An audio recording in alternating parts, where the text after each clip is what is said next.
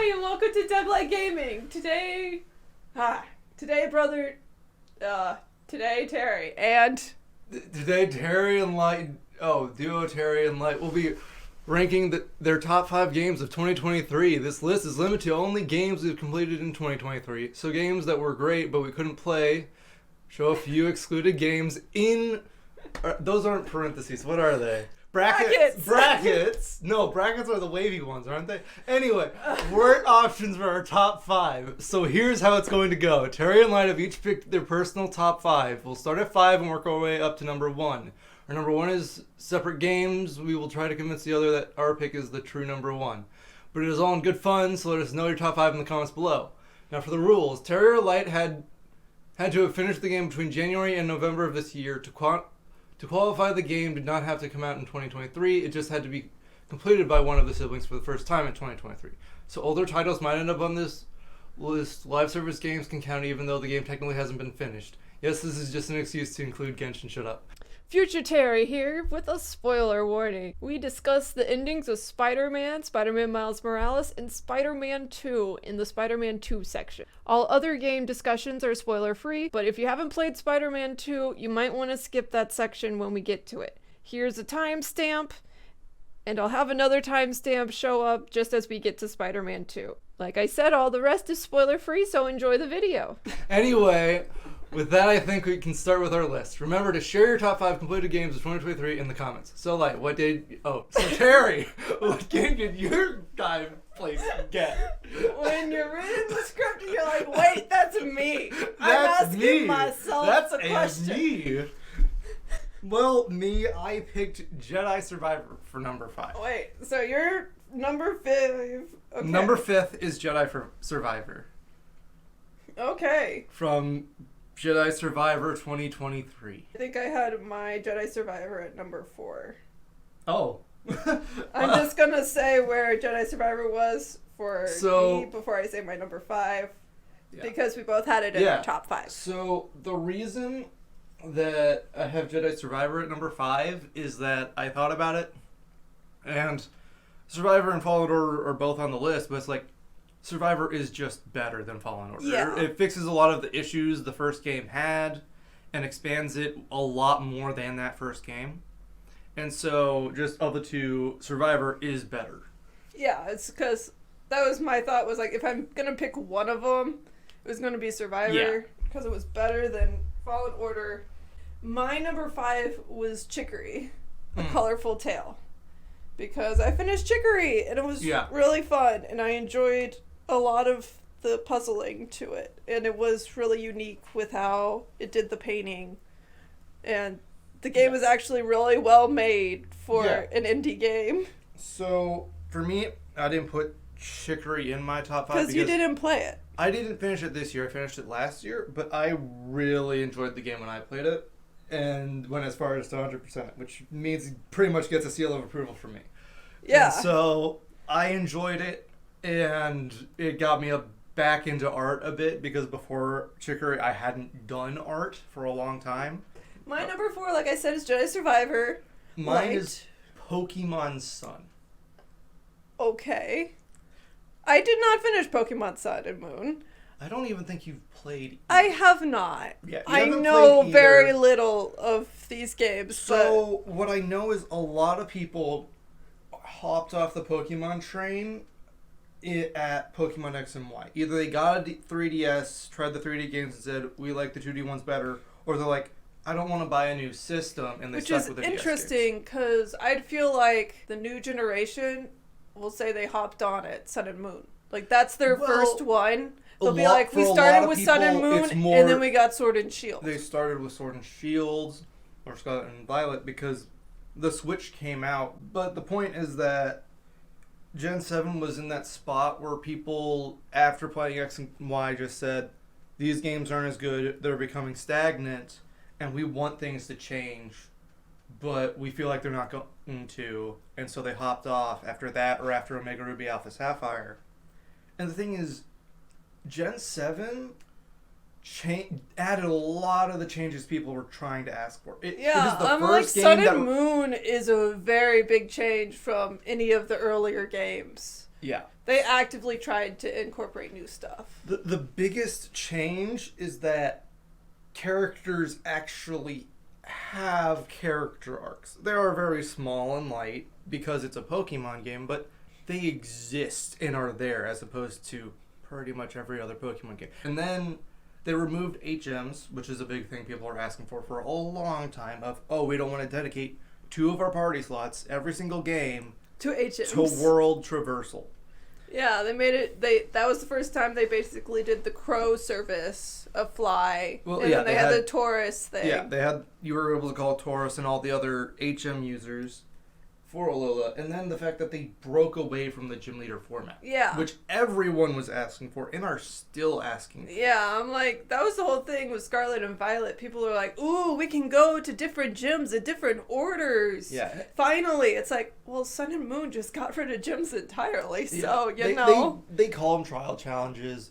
They are similar, but they are different enough to each be unique from a gym challenge in traditional other games. Which is why it's sort of closer to the bottom of my list, is that it's a very linear game. You can only go where the game lets you go. It's that after finishing that storyline, there's not a lot to keep you going through the game. There's no post-game? Or there is, because you're not at the post-game.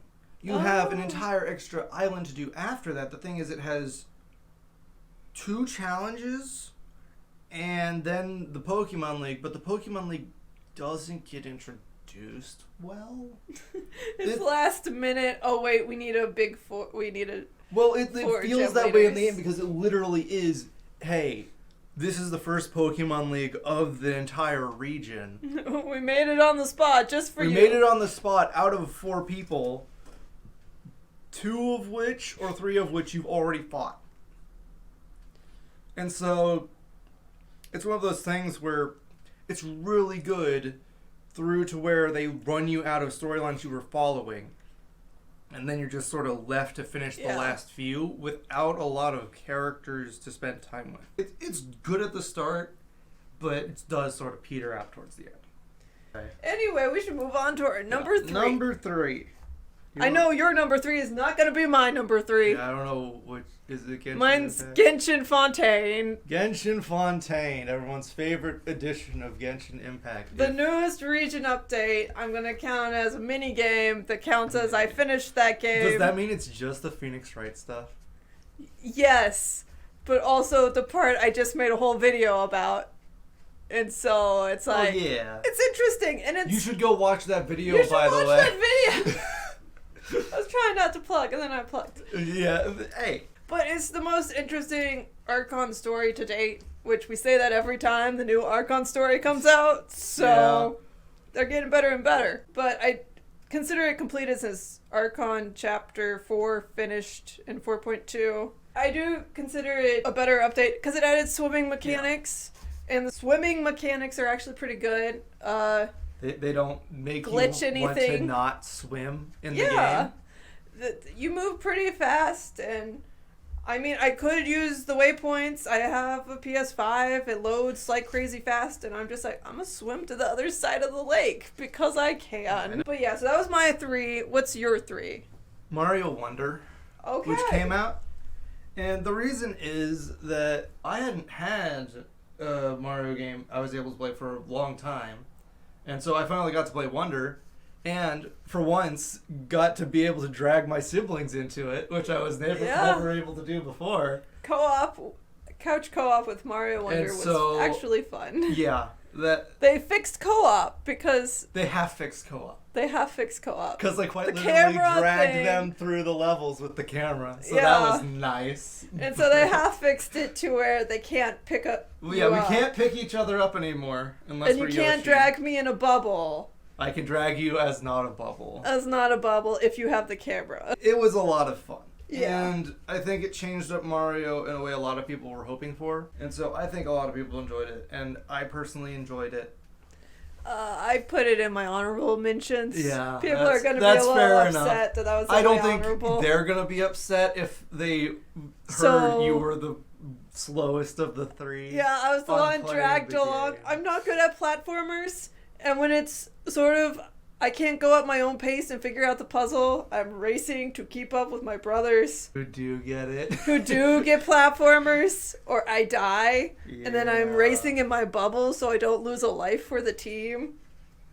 Yeah. Yeah. It was a fun game. I enjoyed the level ups and stuff. It's just not in my top 5 because I'm not a platform player. And because the end of that game just made me think of my number 2, which I don't know if it's your number 2 or if it's in your honorable mentions. I think we have the same number 2. Do we both have Hifi Rush? Yeah, it's Hifi Rush. Woo! The Hifi second Rush. best game of 2023 is Hifi Rush. It's Hifi Rush. To, I feel like not a lot of people surprised. It blew up so massively at the start of the year. Yeah. And it went for a while. And how unique of a game it is. It's and to be from a big name studio sort of thing. Yeah, it's a very unique style. And the characters are great in that game. Personally, I really love the characters. It is the first game to memory that made me enjoy the stupid main character. Yeah. It's like I normally... It made you fall in love with Chai. Because normally I find the main character that doesn't know what's going on and makes really dumb mistakes annoying all the time. But they made Chai not annoying, and I'm shocked. Well, and the thing is, like, the game starts out with you thinking, oh no, he is going to be annoying. Yeah, literally. And that's how they make you recognize to Arvad at the beginning. He does develop through the game. At the beginning when he first shows up, you hear both of us go like, oh no, audibly. No. Because we're like, oh no, it's going to be cringe. It's going to be embarrassing, and we're going to have to sit through it. But it's like, yes, that's the point. He's going to develop. Because he is cringy. But he's so confident in his cringe, and he just owns it. He's so confident, it wraps back around to being good. I don't know how you do that. We don't know how Chai works, but he worked. I don't think anyone knows how Chai works. Peppermint's still trying to figure that out to this day. Yeah. But I love the anime layered style they did, the 2D. Yeah. Hifi Rush has a really great visual style with it. And it's great music. Yeah. It's whether it's with the copyrighted or the not copyrighted, they both work well. And the fact that they did that and were able to time they it accommodated streamers. Yeah. Can you believe it? They get points for that. And for making the songs work with both of them. They provided a lot of quality of life things that aren't required, but make it feel a lot better as someone playing the game. Yeah. Which leads us to our number 1s, which I'm curious if it's... I'm curious what yours is too. What is yours? Mine's Spider-Man 2.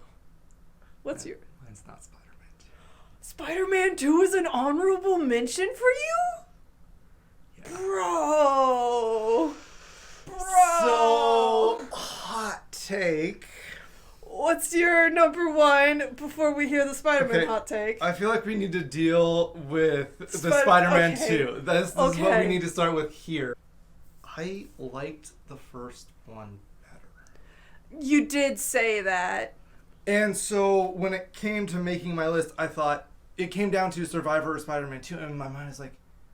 Well, I like 2 more than Survivor more than Fallen Order. I had more fun with Survivor than I did Spider-Man 2. I feel like. Because I did have to think about it, but Spider-Man 2, it's more of Spider-Man 1, which is great. But in my mind, a lot of the collectibles are repetitive. You go to a place and do a thing, you go to another place and do a thing. Yeah. And so I felt like the snappier form of Jedi Survivor's collectibles of you go to a place you haven't explored before and haven't been to before, and you get to have that of discovering something new anyways, and then you get rewarded for going off the beaten path. There was always something that rewarded you if you went off the beaten path, and that was a great way to make you want to explore the game and the world they had created. Okay, but you're still avoiding the Spider-Man 2. So... You complained about collectibles and that you like. I complained a bit about collectibles, but I like the story of the first game better, which is a rare take, I feel like. Because I've heard people say, oh, this one's so much better. It makes me feel so much more for Harry. It makes me feel like they were genuine friends. But the thing is, in the first one, I just liked Otto before the transformation. In the second one, you only see Harry after he has the symbiote.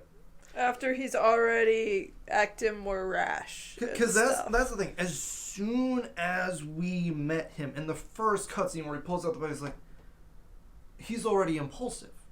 Yeah. And so you never really know him before the changes start. And he's still a good friend of Peter. You get the flashback. And you get the flashback, but I just felt like I got more time to bond with Otto. Yeah. And see it as a lot more tragic when he turned.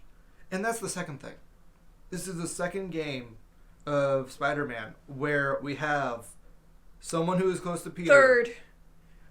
If you count Peter. Miles. I I know Miles is a separate... I'm just saying that the trope of the friend turning into the villain has happened in all three. Yes, it's happened in all three, but it's specifically Peter's science buddy who makes the suit with him and works with him secretly on the suit for like one cutscene before turning evil has been done twice. Yeah. And so it's just less effective the second time when I didn't bond as much with the character that second time. I know a lot of people really like Venom. And so that's where my bias comes, is the Harry stuff is sort of second thought to me, because to me it's the Venom story. It's the Venom game. And where he gets to come in, I know bite a someone's lot. head off. I grew up with Spectacular Spider-Man as my symbiote story. And so seeing a cool reimagining of the symbiote story while still hitting all those beats and using Harry in a new, interesting way, it seemed like it expanded the mythos in a fun way. And so it's more how much it's grown the Spider-Man story. And I can see why it's fun for people who have followed Spider-Man and like Venom and like Harry and like what they did with it. And I can they did something new with it that worked. I just feel like it didn't work as well as what they did in the first game. As with Otto. And I know the first game has... its gameplay can feel repetitive, and it has some not great missions, but it's just... my focus is on... the heart of the game is either Harry or Otto, and whose fall is more tragic. I feel more when I watch the Otto ending, cutscene for Otto than I do the cutscene for Harry. To be fair, Harry's comatose. He's not really arguing with it. He is dead as far as the games are concerned. Yeah. You're never going to see him walking again. They just didn't call him dead. We're going to see him in the third game. That's the whole point. I doubt we're going to see him walking in the third game. He is going to be shown to give Norman his motivation. He is not going to be getting up. I do not believe that. I think he's going to die to give Norman even more reason to go full on trying to kill Spider-Man. And that would be our climax. But that would suck. Welcome to Spider-Man. Being Spider-Man sucks. Why do you think Peter quit? I mean, and I will say, to be fair, to the first one's credit, it killed off Aunt May. Well, yeah, it did kill off Aunt May. Before Spider-Man No Way Home did it, it killed off Aunt May. And so it was the first one to really do it. We have derailed to talking. You've never said what your number one is, by the way. No, I was holding off. Because what is your number one? Terry's going to hate me for this. It's Pokemon Art Academy. Why? The one I said didn't even need to be on the list. Yes. And the reason is that... you can't tell me the plot of Pokemon Art Academy was deeper than Hifi Rush, I can't say Jedi Survivor, or Spider-Man 2. I can't say the characters changed more. I can't say it's deeper than Mario Wonder. But it's the game that affected me most out of all the games this entire year. Because it got you to draw things, right? It got me feeling like it was alright if I was bad at drawing. And that if I am bad at drawing, I can improve. And that's not the point. The point of drawing is to enjoy creating art. It's not to make objectively good art, because if you try doing that, you'll always fail. You're not going to be Picasso. Especially when you start. Well, yeah. And so that's why I enjoy the game so much, is because that's what it encourages. It doesn't encourage you being incredible by the end of it. It just encourages you to have fun drawing. And so that's what I enjoy about the game. I come back to the game to play it.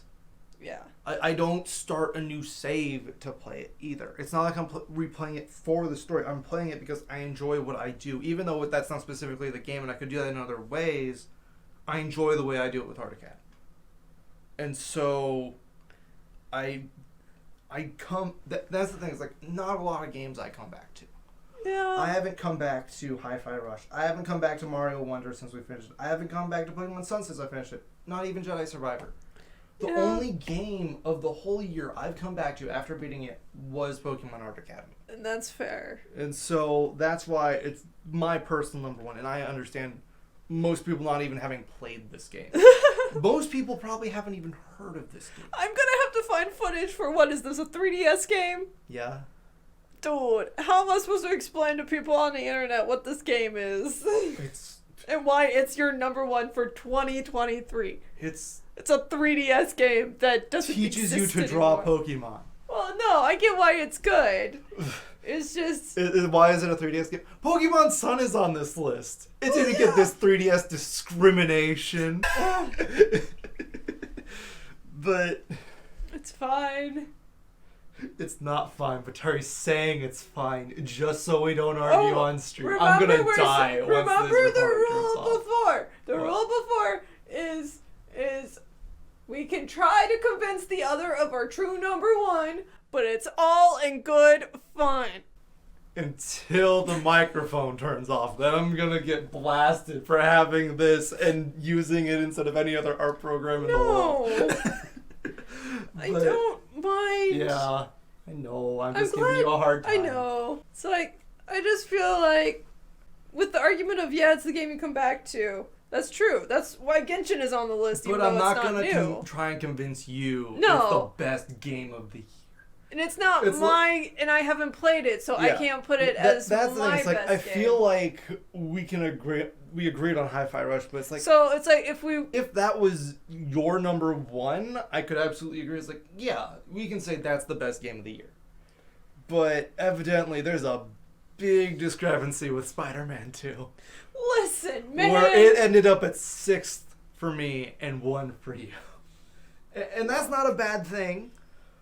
But it shows that we're not going to come to a consensus on it being the best game of the year. No, it's like, do we give it to Hi-Fi Rush because we both sort of agreed on that one, I guess? We could argue for that. Silver gets gold because the other two just sort of kill each other off. But I can try and convince you Hi-Fi Rush is better than Spider-Man 2. And I just feel like there's more in Spider-Man 2. It's a longer game. It is a longer game with more content. I agree with that. It's a deeper, longer story. Hi-Fi Rush is a good story, but it's sort of linear. Well, it's absolutely linear. It's linear, and it's So is not Spider-Man 2. much deeper than it's not the linear terribly deep. story. It's not terribly deep. I agree with that. But it gets you invested in the story. Yeah. Very effectively. I can agree the story isn't as deep as Spider-Man 2, but it's not trying to be. No. It's just trying to be a story about, I feel like, self-discovery and self-expression. And I'm okay with it being one of the... Because I can't argue for Spider-Man being number one if it's not even in your top 5. I know. And I'm sorry. And so that's okay. We'll give Hi-Fi Rush a number 1. Would you like to mention any other honorable mentions you had? Can you pull up the list real quick? The whole list? Yes, the whole list. You cannot say the whole list. I'm not going to say the whole list, but I have, I think, a few I do want to bring. Well, you heard it here first. Our pick was Hi-Fi Rush, I think. We settled on Hi-Fi Rush. Hi-Fi Rush was our pick for the best game we played in 2023. What do you guys think? It probably wasn't that one, but maybe it was.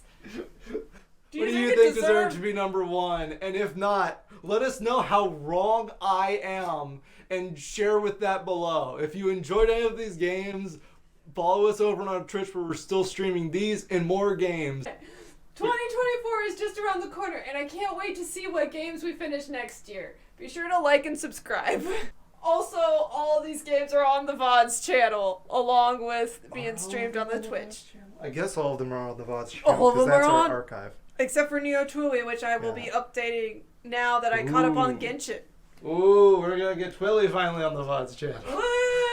What is this? 4 years late? 3 years late? Don't worry about it. It's a good game. You should check it out. We're also getting Undertale on the VODs channel. So if any of these games sound interesting, check out the VODs channel. Come watch us play the new game Undertale. Woo! 2016. It's great to be in 2017. I'm sure years will only get better from here. Woo! 24 is just around the corner, and we can't see what games we finish next year. Be sure to like and subscribe. Bye. We can't see what games we're gonna. Okay, I'm redoing it.